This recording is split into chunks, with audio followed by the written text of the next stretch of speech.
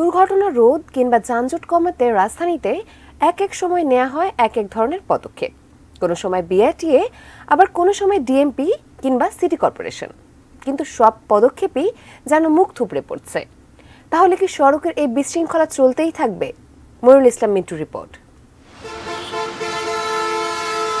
ঢাকার সড়কে কত ধরনের যানবাহন চলে, আর সড়কের চলাচলের গড় গতিসীমাই বা কত?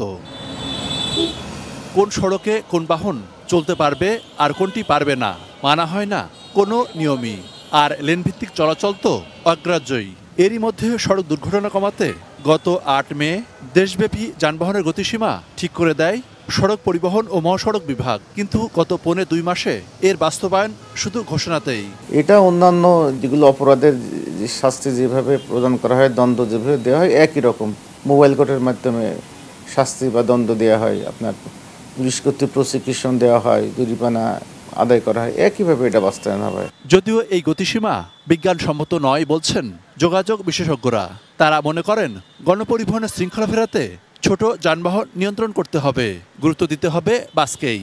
যদিও গত কয়েক বছরে বাস রুট রেশনালাইজেশনের অগ্রগতি বৈঠক আর পরীক্ষার পর্যায়ে রয়ে গেছে। আমরা কিন্তু অনেক বড় বড় প্রকল্প করে ফেলেছি। ঢাকা শহরে আমরা এলিভেটেড এক্সপ্রেসওয়ে করে ফেলেছি, মেট্রো রেল করে ফেলেছি। সেখানে বাসগুলোকে আমরা শৃঙ্খলা আনতে পারবো না, এটা আসলে মেনে নেওয়া যায় না। তো প্রশ্নটা হচ্ছে আসলে সরকার চাচ্ছে কিনা। আমরা দেখছি যে আমাদের এখানে আসলে বৈজ্ঞানিক কোনো হিসাব নিকাশ নেই।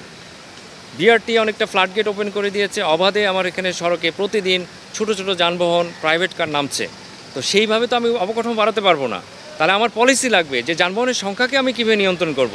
অন্যদিকে অনুমতি পাওয়ার পর আবারও বেপরোয়া ব্যাটারি চালিত রিক্সা, সেই সঙ্গে অটোরিকশা, লেগুনা সহ অন্যান্য পরিবহনের বিশৃঙ্খলা তো আছেই।